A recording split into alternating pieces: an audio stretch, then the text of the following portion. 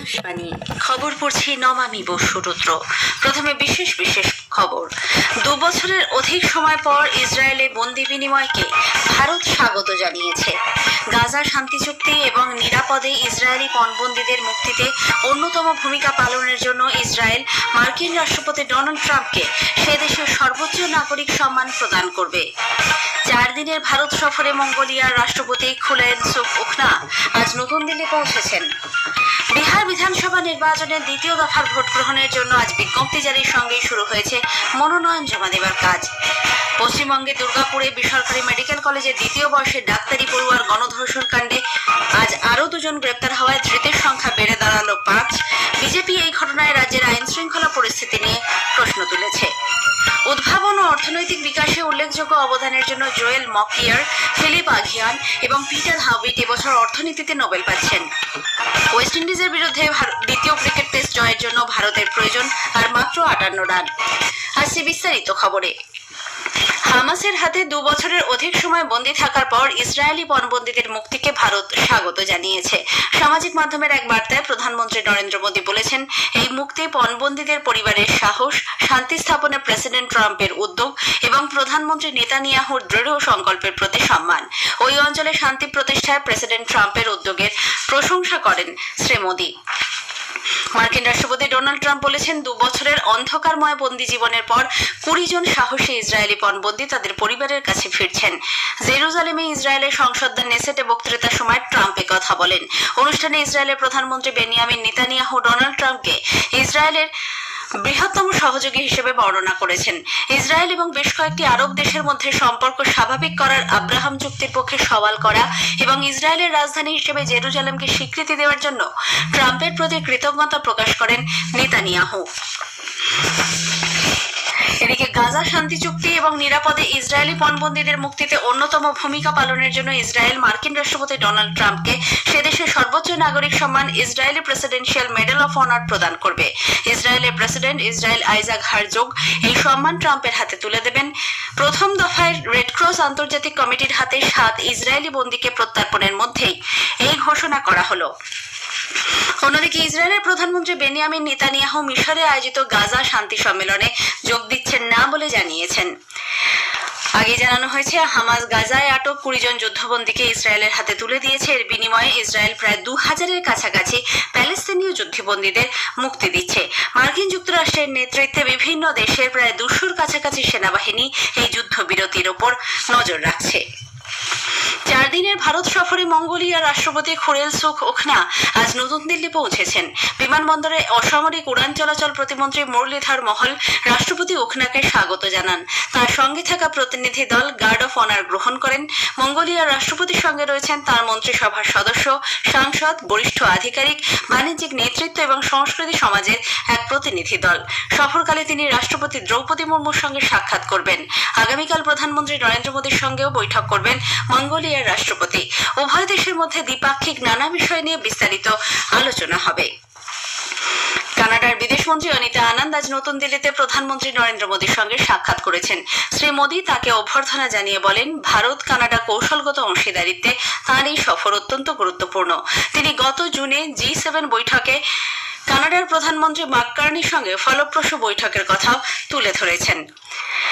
বিদেশমন্ত্রী doctor S Jaishankar বলেছেন, গত কয়েক মাসে ভারত কানাডা সম্পর্ক স্থিতিশীলভাবে ও দ্রুততার সঙ্গে এগিয়েছে। 2 দেশই নিজেদের অংশীদারিত্ব আরও জোরদার করার লক্ষ্যে কাজ করছে। নতুন দিল্লিতে কানাডার বিদেশমন্ত্রী অনিতা আনন্দের সঙ্গে বৈঠকের আগে শ্রী জয়শঙ্কর বলেন, ভারত কানাডার সঙ্গে সম্পর্ক জোরদার করতে খোলা মনে আলোচনা চালাবে। আজকের বৈঠকে বাণিজ্য, বিনিয়োগ, পারমাণবিক সহযোগিতা, কৃত্রিম বুদ্ধিমত্তা ও শক্তি ক্ষেত্রে কৌশলগত অংশীদারিত্ব নিয়ে আলোচনা হয়েছে বলে ডক্টর জয়শঙ্কর জানিয়েছেন।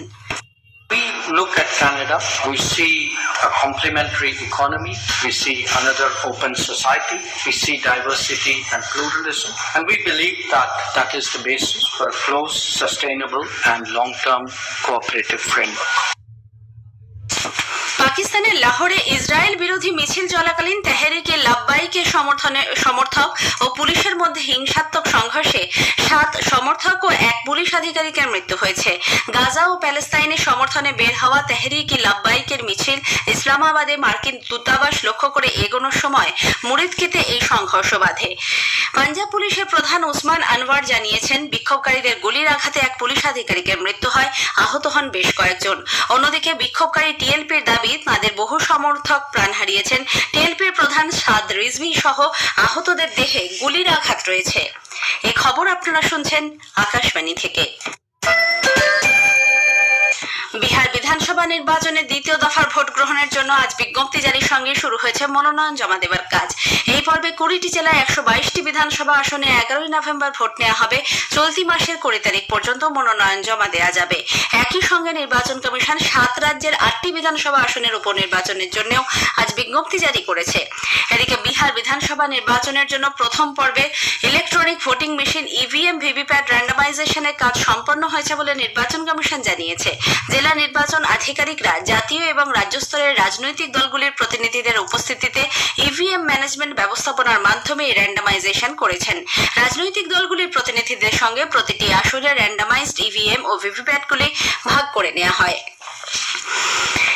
পশ্চিমবঙ্গে দুর্গাপুরে বেসরকারি মেডিকেল কলেজের 2য় বর্ষের ডাক্তারি পড়ুয়ার গণধর্ষণ কাণ্ডে পুলিশ আজ আরো 2 জনকে গ্রেপ্তার করেছে। এই নিয়ে ধৃতের সংখ্যা বেড়ে দাঁড়ালো 5।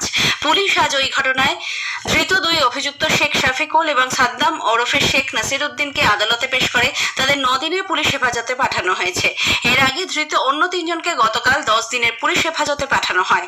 এদিকে পশ্চিমবঙ্গের রাজ্যপাল সিবি আনন্দ বোস আজ নির্যাতিতাকে দেখতে দুর্গাপুরের বেসরকারি হাসপাতালে যান। সেখান থেকে বেরিয়ে তিনি সাংবাদিকদের বলেন, ছাত্রীর পরিবার যাতে বিচার পায় তার জন্য সম্ভাব্য সব রকম পদক্ষেপ নেওয়া হবে। যে বাংলার হাত ধরে দেশে নবজাগরণের সূচনা হয়েছে সেখানে এই ধরনের ঘটনা মেনে নেওয়া যায় না বলেও রাজ্যপাল জানিয়েছেন। অন্যদিকে বিজেপি নেত্রী তথা লোকসভার সাংসদ মাসুরি স্বরাজ আজ নতুন দিল্লিতে এই ঘটনার তীব্র নিন্দা করে বলেছেন, যে রাজ্যে মহিলা মুখ্যমন্ত্রী রয়েছে সেখানে এ ধরনের অসংবেদনশীল আচরণ কাঙ্ক্ষিত নয়। माननीय ममता बनर्जी जो स्वयं एक महिला मुख्यमंत्री हैं, जो स्वयं स्टेट की होम मिनिस्टर भी हैं और जिनका दायित्व बनता है स्टेट की आंतरिक सुरक्षा, उनसे ये अपेक्षा करी जाती है कि वो स्टेट को इतना ज्यादा सुरक्षित कर देंगी कि महिलाएं किसी भी समय आ जा सके, निर्भीक हो, निर्भय हो। वहां पर माननीय मुख्यमंत्री ममता बनर्जी उस रेप को जस्टिफाई करती हैं और क्या कहती हैं? वो ये कहती हैं कि महिलाओं को देर रात बाहर जाना नहीं चाहिए। কেন্দ্রীয় স্বরাষ্ট্রমন্ত্রী অমিত শাহ বলেছেন, গত বছরের 3 ঐতিহাসিক ফৌজদারি আইন বিচার ব্যবস্থাকে দ্রুত, সহজ ও আরো গ্রহণযোগ্য করে তুলেছে। তিনি এই আইনগুলিকে ন্যায় বিচারের পথে বিশেষ গুরুত্বপূর্ণ পদক্ষেপ বলেও উল্লেখ করেন। নতুন ফৌজদারি আইনের 1 বছর পূর্তি উপলক্ষে জয়পুরের রাজ্য স্তরের একটি প্রদর্শনীতে আজ তিনি ভাষণ দিচ্ছিলেন। ये जो रिफॉर्म आया है वो 21वीं शताब्दी का सबसे बड़ा रिफॉर्म हमारे 3 क्रिमिनल जस्टिस कानूनों को आगे लागू करना है और इसके कंप्लीट इम्प्लीमेंटेशन के बाद हमारी आपराधिक न्याय प्रणाली, क्रिमिनल जस्टिस सिस्टम पूरी दुनिया में सबसे आधुनिक आपराधिक न्याय प्रणाली बन जाएगी। উদ্ভাবন ও অর্থনৈতিক বিকাশে উল্লেখযোগ্য অবদানের জন্য জোয়েল মকিয়ার, ফিলিপ আগিয়ান এবং পিটার হাউইট এবছর অর্থনীতিতে নোবেল পাচ্ছেন। নোবেল কমিটি জানিয়েছে, প্রযুক্তিগত অগ্রগতির মাধ্যমে সুসংহত উন্নয়নের পূর্ব শর্তগুলি চিহ্নিত করার কাজে গুরুত্বপূর্ণ ভূমিকা পালন করেছেন জোয়েল মকিয়ার। অন্যদিকে ফিলিপ আগিয়ান এবং পিটার হাউইট ধ্বংসের মাধ্যমে নতুন সৃষ্টি অর্থাৎ সৃজনশীল ধ্বংস বা ক্রিয়েটিভ ডিস্ট্রাকশনের মধ্যে দিয়ে সুসংহত বৃদ্ধির তত্ত্বের উপর কাজ করেছেন। ওয়েস্ট ইন্ডিজের বিরুদ্ধে দ্বিতীয় ক্রিকেট টেস্টে 4র্থ দিনে জয়ের জন্য 121 রানের লক্ষ্যমাত্রা তাড়া করে ভারত দিনের শেষে 1 উইকেটে 63 রান করেছে। কেএল রাহুল এবং সাই সুদর্শন অপরাজিত রয়েছেন। আর 4র্থ দিনে ওয়েস্ট ইন্ডিজের দ্বিতীয় ইনিংস 390 রানে শেষ হয়। ভারতের হয়ে কুলদীপ যাদব, জসপ্রীত বুমরা 3টি করে উইকেট নিয়েছেন। ম্যাচ জয়ের জন্য ভারতকে পঞ্চম দিনে আরও 58 রান করতে হবে। উল্লেখ্য, ভারতের প্রথম ইনিংসে 5 উইকেটে 518 রানের জবাবে ওয়েস্ট ইন্ডিজ প্রথম ইনিংসে 248 রান করেছিল। শেষ করার আগে খবরের বিশেষ কিছু অংশ আরও একবার। 2 বছরের অধিক সময় পর ইসরায়েলে বন্দি বিনিময়কে ভারত স্বাগত জানিয়েছে। 4 দিনের ভারত সফরে মঙ্গোলিয়ার রাষ্ট্রপতি আজ নতুন দিল্লি পৌঁছেছেন। বিহার বিধানসভা নির্বাচনের দ্বিতীয় দফার ভোট গ্রহণের জন্য আজ বিজ্ঞপ্তি জারির সঙ্গেই শুরু হয়েছে মনোনয়ন জমা দেওয়ার কাজ। দুর্গাপুরে বেসরকারি মেডিকেল কলেজের দ্বিতীয় বর্ষের ডাক্তারি পড়ুয়ার গণধর্ষণ কাণ্ডে আরও 2 জন গ্রেপ্তার হওয়ায় ধৃতের সংখ্যা বেড়ে দাঁড়িয়েছে 5। ওয়েস্ট ইন্ডিজের বিরুদ্ধে দ্বিতীয় ক্রিকেট টেস্ট জয়ের জন্য ভারতের প্রয়োজন মাত্র 58 রান। খবর শেষ হলে এরপর স্থানীয় সংবাদ সন্ধ্যে 7:50 মিনিটে।